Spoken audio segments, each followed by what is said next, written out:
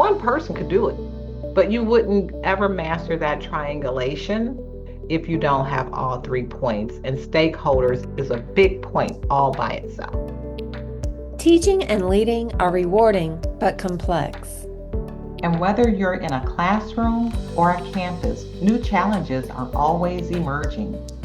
I'm Amy Vujaklija, I'm Joi Patterson, and this is Teaching and Leading, where we explore teaching, leadership, equity, and the systems that shape education, and how educators can grow, explore, and have a meaningful impact as teachers and leaders. So let's get into it. Hi, Dr. Amy. Hello, Dr. Joi. How are you today? Good, and ready for our last segment for the series on accreditation. Hasn't it been fun? I know that may sound weird, but accreditation is fun for us, and hopefully by the time our listeners are done with all 4 episodes under the segment of accreditation, you'll think it's fun too. At the very least, you won't feel so intimidated. So today we're going to talk about one of Amy's favorite topics, which is stakeholders, because accreditation will go really bad if you try to do it as office of one. Accreditation really takes leadership, it takes a team effort, and not just internal, but also external. And so it means developing good partnerships and things like that. Some of our partnerships have just lasted through time, and it's just a gift that keeps giving. So it's almost like if you write your dissertation, you got to see how many things can I get out of this dissertation? How many articles in a book and this can I get out of a dissertation? I feel like your stakeholders the same way, like how much can I get out of the stakeholder, the gift that just keeps giving. So that's what we're going to talk about today. So Amy, when we say stakeholders, I mean, because that's a lot. When you hear stakeholders, what are we talking about? So, stakeholders, who has an invested interest? Yeah. So, we're looking at students. Faculty and staff as well have an invested interest in the programs and how they're delivered. Administrators, yes, at the university itself.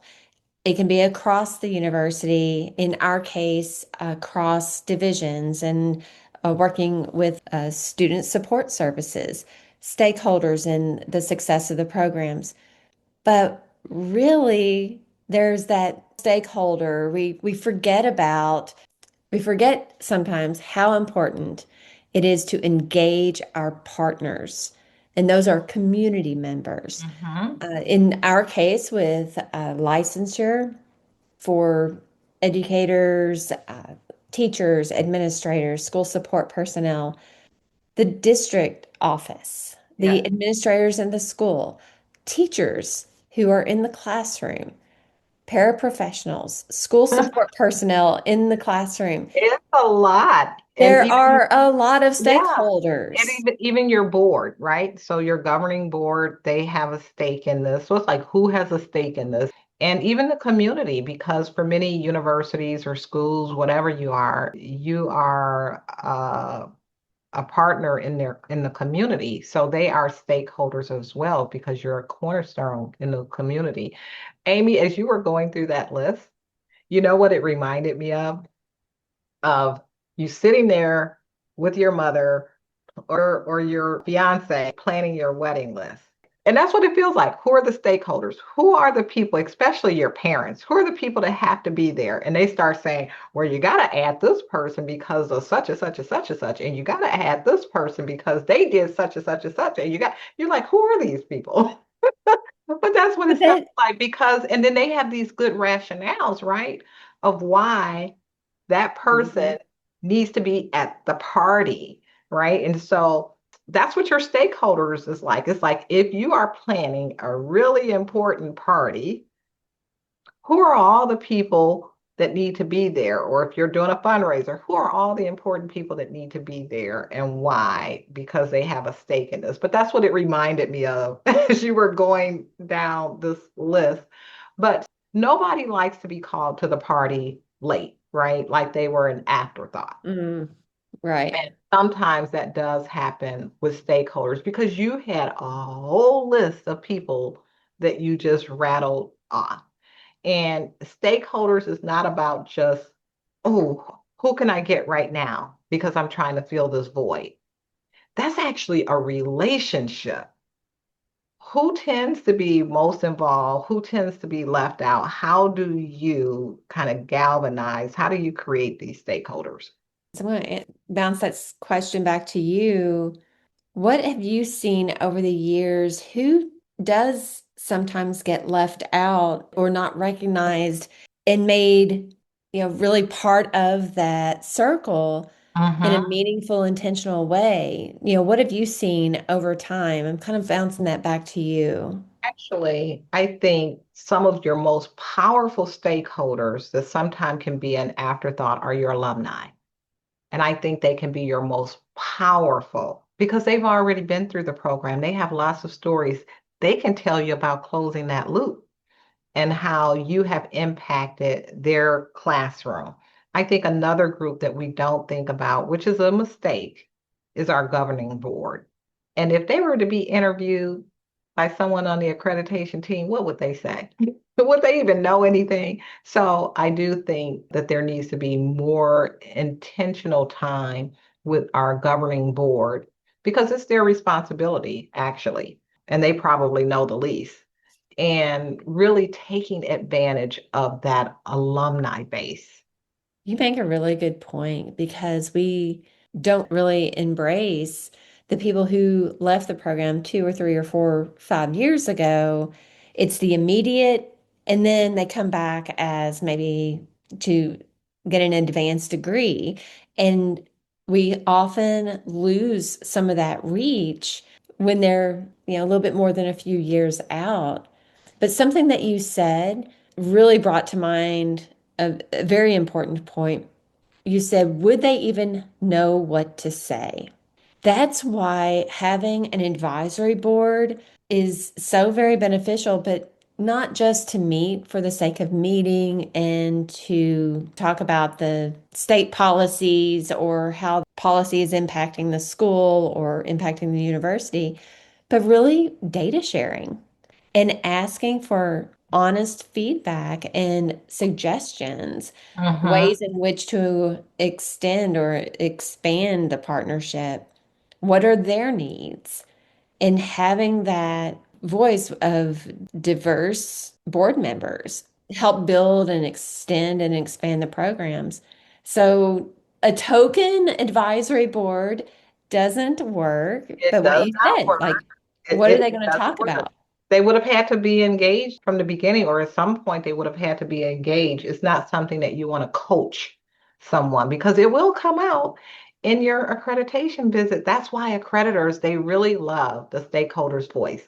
So, one of the things we didn't explain early on is this triangulation process for accreditation. So, you have your self study or your report or whatever it is you're calling it and you spend lots of months working on this because you got your assessments and you got how you have to write it a certain way and all of this, and you end up with 300 pages or whatever. But you got your report, and your report says we do this, we do that, we do this, here's the data, all of this. So that's the one. And then they want to see your assessments, right? And see, let's see the data. Let's see if the data matches up with what you said. So that's the second thing. And then the third thing is that stakeholders. Are people saying what you are doing? Has that feedback loop been closed? Are they telling us these things? Are they being demonstrating integrity? Are they being transparent? Are they saying that you were effective? Do they feel informed? Do they know all this information about the program? So it's that whole triangulation. It's not because it's the report writing, even though it's hard, one person could do it, but you wouldn't ever master that triangulation, which is required for a good accreditation if you don't have all 3 points. And stakeholders is a big point all by itself. Yes, you can write that 300 page or 200 page or 1,000 page report. You can fly solo.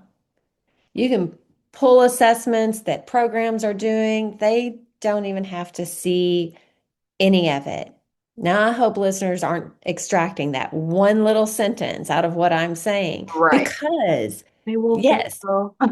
although you can do it, it's verified through that stakeholder voice. And again, stakeholders include students, current students, graduates, people who've completed the program, faculty, staff. Staff would include advisors or academic support services, stakeholders, including district administrators, cooperating teachers, or mentors out in the field.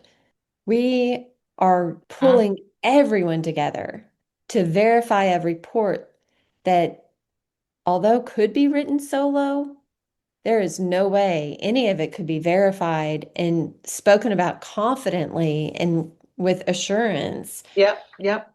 if there isn't everyone involved.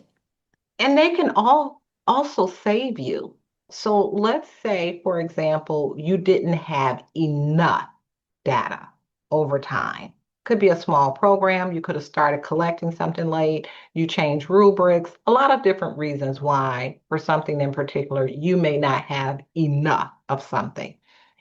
And that's a ding against you. They start interviewing and talking to the stakeholder, and that stakeholder says, like what we did was, oh no, a whole team from the university spent a whole day with my team at the P12 school, and we talked about assessments. We were part of building their assessments, and we just started this 2 years ago. And we worked on it together, and now that's what they use when they're doing clinicals and stuff. So they just verify. That's why they don't have 3 years of data because the rubric changed. And they showed that not only are they using the assessments in their clinicals, we help them develop it. Our teachers help them develop it. So a lot of times your stakeholders, if you're doing what you're supposed to do, because they're very credible, they can save you. But in the same token, they can actually put a nail in your coffin too, Amy, and say, nope, they didn't do that. Nope, nope, my experience was terrible. Because one of the things that you have to do of a stakeholder that we did not mention, you do have to send out the letter and publication. So you have to send a publication out in maybe two, three newspapers. I can't remember how many, and different accreditations may be different, saying that, hey, we're having accreditation on this date, whatever, whatever, to the public. And does anyone have anything that they want to share with the accrediting body? Fortunately for me, no one has ever responded, but someone could, and someone could show up during the visit. So it's very, very important. The stakeholder's voice is very important. So it can really, really, really strengthen, or it can be your demise. Well, let me ask this then. How can we ensure, or what systems can be in place to ensure that that stakeholder involvement is ongoing, that it's not just piecemeal or episodic? I mean, it's ongoing, consistent, because that's something that we were getting feedback on. It's like, oh, we do a great job with engaging our partners, but we could improve with the ongoing, consistent piece of that. Right. And that part feels like so much extra work, right? And you said it earlier in you said your advisory group. So having that advisory group in place, of course, you're going to invite them to be part of the accreditation, the interviews, because those relationships are important and you're trying to get their continuous feedback on things. But you have to create that environment and you have to give them a reason to keep coming to the meetings. And sometimes that's difficult, right? Because what's in it for me? People are busy. And so you have to come up with what's in it for me. Like, why am I going to this meeting? Why do I care what Amy's department is doing? I'm teaching and I'm the English teacher at this high school or whatever. And why do I need to be a part of that? So you have to create that story and show how them being in on that advisory group is important. And they have to see why it's important. Sometimes even doing newsletters and sending blurbs and working with the alumni department so that you include things in the alumni newsletter and somehow you're keeping people abreast and you're sharing good news and stories about some of your candidates and their experiences. So there's a variety of ways to keep your stakeholders involved, but you have to be very, very intentional about it. And I'm not going to say it's easy because it is time consuming and it should be a mutual relationship too. It can't be that they're always giving to you and your program. It should be mutual. And we've done some of those things too. We provided professional development for different schools, things like that. So it does have to be a mutual relationship for it to work. I want to highlight what you just said about working with the alumni or the alumni office. There are a lot of intentional work you can do just across the university to know what different departments keep track of and what kind of communications go out into the community, whether they are newsletters, maybe there's a division newsletter or a university newsletter. What are the alumni communications so that there can be that blurb or those good news reports or data sharing or invitations to join an advisory board as you have openings available. So that really highlights the importance of knowing people across campus Uh-huh. and also having a systematic way of keeping track of who your graduates are, where they are, in our case, who the local school districts are and what kind of hiring practices they have, if they have openings, and how we can support them Absolutely. So in those filling those openings. Yep, yep. Those are the things that we have to do. I mean, even things that are simple, someone did student teaching supervision for you, them having that letter that they could use for licensure renewal is big. Or saying, oh, you can come here and take 3 credit hours for free. That goes a long way. So now you've created this partner. So now it becomes your job. How do you keep it going? So it's no easy thing. I know you like this area of stakeholders and being involved in their world. But it's no easy thing to maintain. So it has to be very, very intentional, and you have to find a way to keep it going. And you're not the only one that has to do it, right? Because you have other people, other program coordinators and things, they have their own pool of stakeholders. So you're dependent on them to keep relationships going as well, because it is a lot.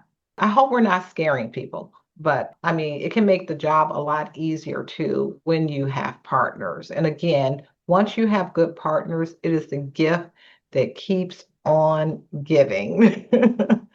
I want to add to that point, it's really rewarding to have stakeholders, to have people who are part of an advisory board say thank you for the opportunity to serve on this board.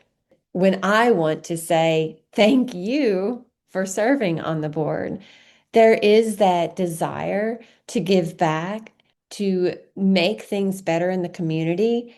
And it's just a matter of tapping into that and to know that reaching out will have its rewards. And so I'm wondering if we were to leave with one bit of advice for our listeners on how to increase stakeholder involvement, what's something they could do now? Well, I would say the first thing is create an advisory board of some sort. So at least you have a body. And from that advisory board, you can have smaller teams that are working on things. So establish some kind of body. And then I would say make it consistent, keep it going and find ways and kind of recreate things and generate new things. I do have to give you a shout out, Amy. this thing that you have created, Day at Gov State, for example, where you invite high school students who are interested in the profession, whatever that profession might be, because this is a thing now, to spend a day at Gov State. And you've paired that with other things that are happening at Gov State. So now you've expanded your partnerships interdepartmental, and because there's a win-win for that other department too, so there's win-win all around. And you've provided that school district and that teacher with something very instrumental that those students needed. So this was very rewarding. So everybody wins in this situation. And that partnership that you just created with that classroom, with that school district, you're not going to be the one that's always calling them and saying, hey, can you do this? They're going to be calling you. And it gets to a point sometimes where you can't even answer all the requests. And that's a good place to be, where you're the one in demand of, can your professors do this? Or can my students come here and do this? Or can we do this for me? Can you come to my school and do this professional development? Where now you're in demand. And those are really good partnerships, and they just keep giving over and over and over. So I would say my biggest advice is to make sure it's mutualistic. If it's not, if you do not have this mutualistic or symbiotic relationship with your partners, it will fizzle out. You can't just keep asking people for things. Everybody is busy. You can't keep asking who your stakeholders are to do things for you and showing up for you when you're not there for them. So I would say it really does have to be mutualistic. So it has to be nurtured.